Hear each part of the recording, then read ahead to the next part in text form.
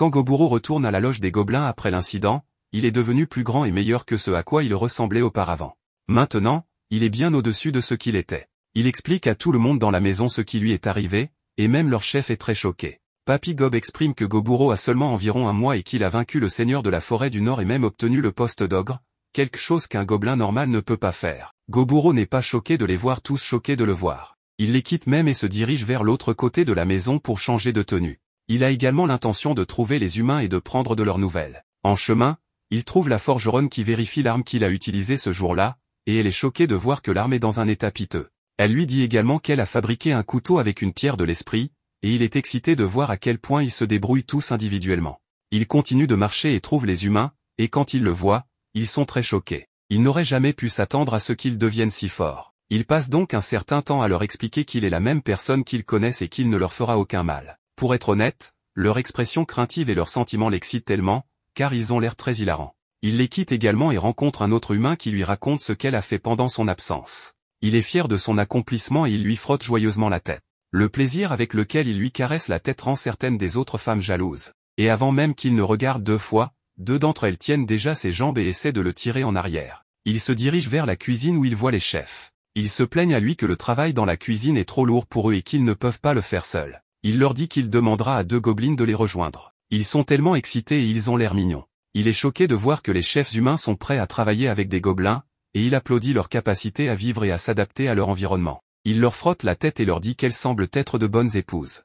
Elles sourient et il les taquine. Il passe toute la journée à les taquiner et à jouer avec eux, car cela le rend plus heureux, mais cela ne plaît pas du tout à Gobumi et Larousse. Il se rend ensuite chez l'alchimiste qui reste seul dans son laboratoire et mélange quelques produits chimiques. Il prend l'un de ces produits et confirme que c'est du poison. Il lui demande ce qu'elle compte en faire et elle révèle que c'est simplement pour se protéger. Cependant, elle admet qu'elle n'en a plus besoin car elle est maintenant à moitié gobelin et qu'elle peut faire confiance à un gobelin avec sa vie et celle des autres humains. Ils passent du temps là-bas et discutent. Le lendemain est son 36e jour en tant que gobelin et, comme d'habitude, il se retrouve à s'entraîner toute la journée avec les autres gobelins. Cependant, il craint de ne plus pouvoir s'entraîner avec eux car s'il les frappe une fois, il brisera leur armure et les blessera, même Gobukishi ne peut pas supporter ses coups. Ils sont tous fatigués et blessés et il doit utiliser ses pouvoirs pour les faire récupérer. Alors qu'il essaie de les guérir, il voit que Gobukishi n'est pas à l'aise. Il demande à Gobukishi ce qui ne va pas, mais Gobukishi insiste sur le fait que tout va bien. Il s'éloigne pour chasser, mais Goburo sait qu'il ne va pas bien. Il sort et voit que Gobu creuse toujours pour trouver des pierres de l'esprit et il voit aussi Gobumi et Obsato, qui chassent dans la bonne humeur. Quant à l'une des humaines, Larousse, elle se met à l'entraînement. Il est heureux de la place qu'il a trouvée dans cette communauté. Après cela, il passe le reste de la journée avec Obsé à travailler ses techniques de couture. Il lui parle du comportement de Gobukishi mais Obsé lui dit que tout dépend de la volonté de Gobukishi. Il exige ensuite à Obsé de lui rendre le livre qu'elle lit mais elle refuse et bienvenue les chamailleries. Cette journée est la première qu'il passe sans rien faire. Le lendemain, jour 37, alors qu'il déjeune simplement après leur entraînement, soudain, il entend un bruit et Gobue entre avec un carboncle blessé.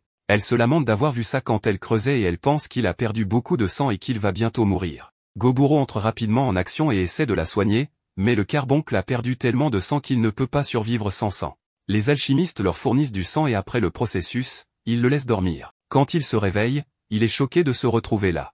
Il leur demande qui ils sont et il lui raconte ce qui s'est passé. Elle les remercie de s'être occupée d'elle et leur dit qu'elle s'appelle Itana. Elle révèle qu'elle a été blessée par des aventuriers humains et qu'ils veulent prendre le cristal sur sa tête. Elle est la gardienne des trésors d'un puissant sorcier mort et le cristal sur sa tête est très précieux. Par conséquent, les humains la recherchent toujours. Elle leur demande de l'aider à vaincre les aventuriers en premier, confiant que sa maison de gemmes est remplie de plusieurs objets de valeur et que son maître préférera que les gobelins les récupèrent plutôt que les humains. Elle dit à Goburo de l'aider à tuer les aventuriers, mais Goburo ne veut pas les tuer. Il demande le couteau que le forgeron avait créé pour qu'il puisse menacer les humains. Il entre dans le château avec Gobue à travers le trou qu'elle avait creusé. Goburo cache les autres et trouve les humains. Il essaie de leur demander pourquoi ils détruisent une maison appartenant à un autre sans la permission de la personne. Il se demande qui il est et prévoit de le tuer d'abord avant de trouver l'Itana. Il lui fonce dessus, mais il esquive leur attaque et essaie de négocier avec eux. Cependant, il commence à lui lancer des sorts de haute magie, ce qui le met très en colère. Il décide alors de riposter en faisant appel à ses amis qui se chargent des chasseurs. Il tue tous les humains, mange leur corps et absorbe toutes leurs compétences. Il trouve certains de leurs sacs magiques et accessoires, alors il les consomme et absorbe également leurs pouvoirs. Il est désormais capable d'invoquer une boîte à objets qui peut contenir plus de 100 000 items, ayant ainsi tenu sa part du marché. Litana conduit Goburo et les autres jusqu'à la salle du trésor où son maître a rendu son dernier souffle parmi tous ces trésors impressionnants. C'était le grand sorcier Velvet, dit Litana, qui était très versé dans la communication avec les esprits, c'est pourquoi il a pu rassembler une si grande quantité de pierres d'esprit. Son temps est venu à son terme, alors elle remercie une fois de plus Goburo et les autres pour leur aider disparaît de sa main, laissant derrière elle sa gemme principale que Goburo mange. Ceci permet à Goburo de débloquer la nouvelle capacité appelée l'ordre de l'or. Gobukishi fait son entrée et demande à Gobumi si elle va bien, indiquant qu'il éprouve des sentiments pour elle. Gobumi prétend aller bien, et Gobukishi tombe instantanément amoureux de son doux sourire. Goburo attire l'attention de Gobukishi et des autres gobelins vers lui, leur demandant à tous de pleurer Litana puisqu'elle a donné sa vie pour protéger la pierre précieuse. Goburo discute de son idée de partager tous les trésors entre eux et décide d'utiliser la boîte de rangement infini pour y stocker tous les trésors précieux. Lorsque les autres quittent la salle des trésors, Goburo reste en arrière car il ne veut pas abandonner le corps de Velvet. Heureusement, il ne le mange pas mais il incinère le corps. Une fois le corps parti, il ne reste qu'un gantelet. Goburo met curieusement le gantelet sur son bras gauche sans trop y penser et regrette instantanément sa décision lorsque le gantelet mystérieux traverse son bras, lui causant une douleur intense. Goburo reste patient et laisse faire, et une fois terminé, le gantelet se fusionne complètement avec son bras gauche, lui rendant son bras perdu. Il découvre qu'il peut utiliser son bras gauche comme une arme qu'il peut librement tourner et déplacer. Il découvre également qu'il peut tirer des cordes et du poison de ce bras, se remerciant lui-même d'être resté en arrière à l'époque. Maintenant que le travail est fait, il est temps de faire la fête pour célébrer leur victoire. Goburo apporte de l'alcool pour tout le monde. Le lendemain, le 38e jour, ils passent voir la forgeronne pour faire estimer les trésors qu'ils avaient rapportés. Le butin qu'il a obtenu plus tôt du magicien humain est apparemment de qualité légendaire, ce qui rend Goburo heureux car il a des choses beaucoup plus puissantes dans son inventaire qu'il ne pensait jamais utiliser. Le jour suivant, Goburo donne toutes ses armes magiques à tous les hobgoblins de son clan et prend sans surprise une lance rouge pour lui-même, ce qui le fait ressembler à un démon cool, et Seigneur Goburo déclare fièrement qu'il a maintenant 3 objets de qualité légendaire, qui sont tellement incroyablement puissants que même en posséder un permettra à l'utilisateur de gouverner tout un pays. Après avoir exposé ses nouvelles affaires, Goburo continue de développer son armée et les entraîne jusqu'à l'après-midi. Ensuite, il part avec sa bande pour une session de chasse afin d'apporter de la nourriture pour le clan et abat un ours pour eux. Avec la viande de l'ours, les sœurs jumelles cuisinent une soupe à l'ours pour tout le monde. Goburo remarque que la fille aux cheveux rouges profite de tout le monde sans contribuer du tout. Alors il se demande comment il va la faire arrêter d'être une profiteuse totale. Le lendemain, il organise un tournoi pour choisir le chef des hobgoblins pour maintenir l'ordre et rendre leur journée un peu plus divertissante. Avec la croissance de chacun augmentant rapidement, Goburo envisage de créer un groupe de mercenaires qui sera spécialement dédié à éliminer les ennemis indésirables. Mais avant cela, il sort se promener dans l'inconnu, espérant rencontrer des monstres plus forts, car lui-même doit devenir plus fort pour être digne de diriger son armée de puissants gobelins. Le premier nouvel ennemi qu'il rencontre est l'araignée dorée qu'il bat d'un seul coup.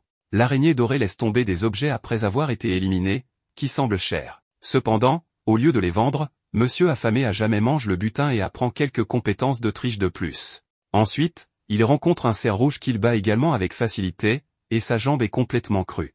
Après avoir continué à marcher à travers la forêt, Goburo atteint l'arbre pourpre mystérieux, qui est le foyer des dryades, une espèce mythique qui protège les forêts. Alors que les dryades apparaissent devant Goburo, il se souvient de ce que Papy Gob a dit à leur sujet. Apparemment, les dryades aiment tenter les espèces mâles intelligentes pour les utiliser comme nourriture. Bien que toutes les dryades soient belles par nature, elles peuvent parfois être mortelles. Une dryade apparaît devant Goburo, essayant de le tenter avec sa beauté et commence à profiter de lui sans son consentement, mais Goburo lui fait comprendre qui est en charge et assèche la dryade pour les 5 prochaines heures. De toute façon, il continue de voyager jusqu'à ce qu'il atteigne une cascade où il prend une pause pour prendre un bon bain. À ce moment-là, de nombreux hommes lézards de cette région viennent l'entourer, seulement pour mourir en vain après avoir balancé quelques coups de lance. Goburo acquiert de nombreuses autres capacités et apprend même à plonger après avoir vaincu les lézards. Après cela, il va en finir avec une autre bête sauvage en explosant son crâne en un seul coup. Goburo retourne chez lui lorsqu'il apprend que 2 jeunes gobelins ont été bénis avec le talent d'utiliser la magie,